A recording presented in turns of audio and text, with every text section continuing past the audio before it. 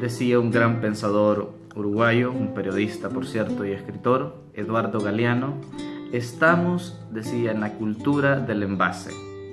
El contrato importa más que el amor, el funeral más que el muerto, la ropa más que el cuerpo y la misa más que Dios. Me parece genial, y la frase en sí misma pues ya dice muchísimo. La cultura del envase.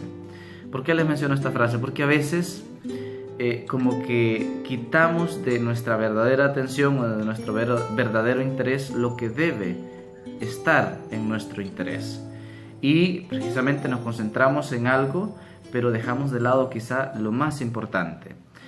A la luz del Evangelio, de las lecturas de este día, del domingo, precisamente podemos ver, hay dos escenas totalmente parecidas. En ambas, en la primera lectura y en el Evangelio, se presentan una viuda, una ante Elías, otra ante Jesús, una con su hijo enfermo, otra con su hijo fallecido.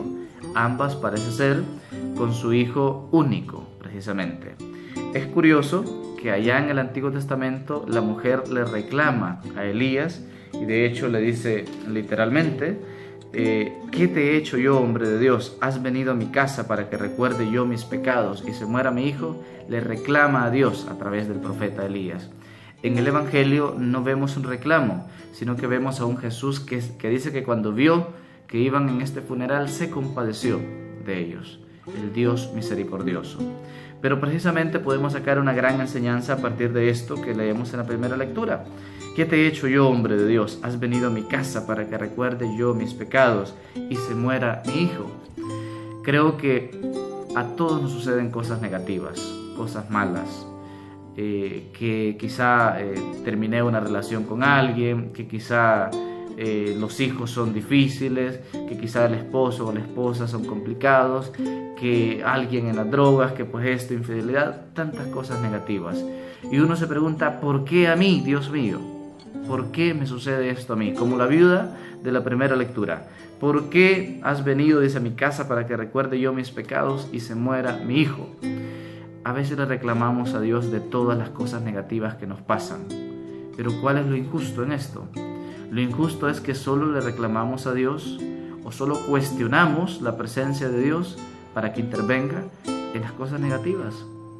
Pero nos pasan tantas cosas positivas y quizás descuidamos agradecerle a Dios y atribuirle a Él estas cosas positivas. Y eso yo lo veo como una total injusticia. Si le reclamamos por las cosas malas, y ahí sí creemos que hay un Dios y que nos está castigando, etcétera, etcétera, ¿por qué no agradecerles tantas cosas buenas que nos suceden a diario? En cada situación negativa, en cada problema, en cada crisis, no le preguntemos al Señor: ¿por qué, Señor, me mandas esto? ¿Por qué me mandas esta enfermedad, esta crisis, este problema? ¿Por qué? No, más bien preguntémosle: Señor, ¿qué quieres que mejore a través de esta crisis? ¿Qué actitud de mi vida estoy fallando y quieres que yo perfeccione a través de esta enfermedad? ¿Qué necesito mejorar a través de este problema?